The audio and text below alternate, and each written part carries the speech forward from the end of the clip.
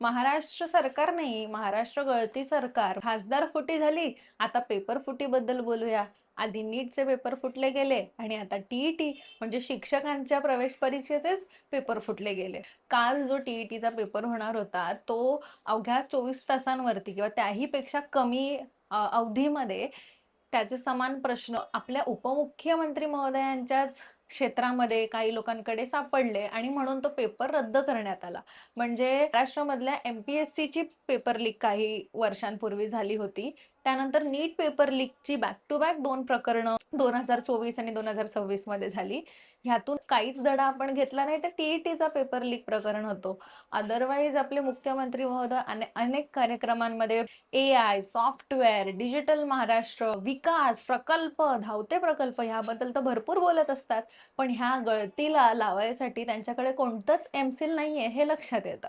बरं, आता हे पेपर लीक होतात किंवा हे अशा पद्धतीच्या गोष्टी घडतात म्हणजे ह्याच्यासाठी एक व्यक्ती कारणीभूत नसतो, व्यवस्था कारणीभूत असते, अनेक लोक यामध्ये सामील असतात.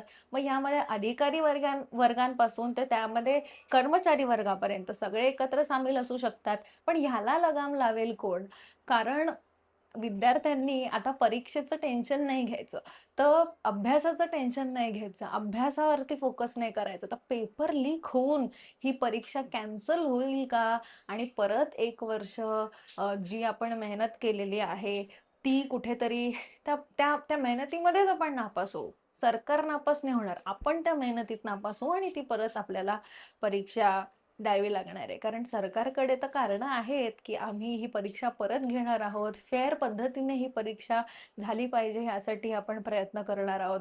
पण पूर्ण महाराष्ट्रातली, देशातली गरीब मध्यमवर्गीय जी लोक अभ्यास करतायत, तयारी करतायत, त्यांची थट्टा उडवण्यासाठी व्यवस्था सज्ज आहे. आता ह्या पेपर फुटलेल्या माणसांना तावडीत वगैरे घेतलेलं आहे, आरोपींना पकडलं गेलंय.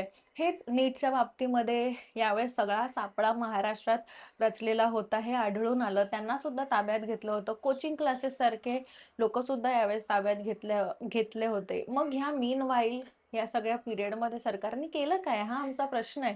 टीईटी सारख्या परीक्षाच नको असं एकीकडे शिक्षकांचं म्हणणं आहे आणि दुसरीकडे अशा पद्धतीचे पेपर लीक होतात. म्हणजे कुठेतरी संभ्रमावस्थेत इकडच्या मध्यमवर्गीय माणसाला टाकण्याचं हे सरकारचं धोरण आहे का? की खरंच कुठेतरी प्रगतीकडे नेऊन शिक्षणाचा दर्जा उंचावण्याचं खरंच हे धोरण आहे? हा प्रश्न इथे पडतो.